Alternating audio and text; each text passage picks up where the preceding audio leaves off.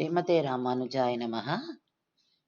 செங்கல்பட்டுக்கு அருகில் இருக்கிற களியப்பேட்டை ஸ்ரீ லட்சுமி நாராயண பெருமாள் கோவில்.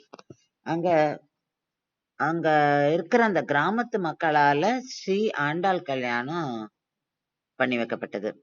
அதாவது ஊர் ஜனங்கள் சேர்ந்து பண்ணுவா. அவ அன்னைக்கு அந்த ஊர்லயே இருக்கிற பஜனை கோவில்ல எல்லா சீரையும் எடுத்துன்னு போவா. பெருமாள் தாயாருக்கு என்னென்ன சீர் கொடுக்கணுமோ புடவையிலேருந்து எல்லாத்தையும் அந்த பஜனை கோவில்ல வச்சு டிஸ்ப்ளே பண்ணிடுவா. பண்ணி அங்க வந்து பஜன்லாம் நடக்கும். அந்த பஜன்லாம் முடிஞ்சதுக்கு அப்புறம் அவ அங்கேருந்து பசுமாட்டுக்கு பூஜை பண்ணி அதுக்கு ஊர்வலமா போவா. எல்லாரும் குழந்தைகள்லேருந்து எல்லாரும் தட்டு ஏந்தி அவ ஒரு ஒருத்தர் கையிலயும் ஒரு ஒரு தட்டு கொடுத்துருவா. அவ ரொம்ப அதாவது அங்க வந்து அந்த பக்தியை நம்ம பார்ப்போம். அவ வந்து சின்சியரா பண்ணுவா. ஒரு ட்ரூ பக்தியோட பண்றத நம்ம பார்ப்போம். ஏன்னா இது வந்து அவாளாலே நடத்தப்படுறது. அங்கேருந்து அவ அதாவது பஜனை கோவில்லேருந்து ஊர்வலமா போய் கோவிலுக்குள்ள போவா.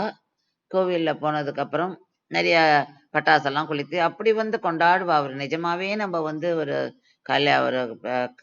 கல்யாணம் போனா எப்படி பார்ப்போமோ அந்த மாதிரி இருக்கும். அது ஒரு டிவைன் எக்ஸ்பீரியன்ஸ். கோவில்ல போய் பெருமாளுக்கு தட்டெல்லாம் வைப்பா. அந்த சீரெல்லாம் பெருமாளுக்கும் தாயாருக்கு ஆண்டாள் எழுதியிருப்பா. முன்னாடி வச்சுட்டு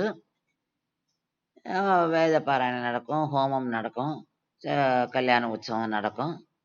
அதுக்கப்புறம் திருமங்கல சரடு எல்லாருக்கும் டிஸ்ட்ரிபியூட் பண்ணுவா. கல்யாண சாப்பாடு தான் ராத்திரி. எல்லாருக்கும் ஊர்ல இருக்க அத்தனை பேரும் வருவா. வந்து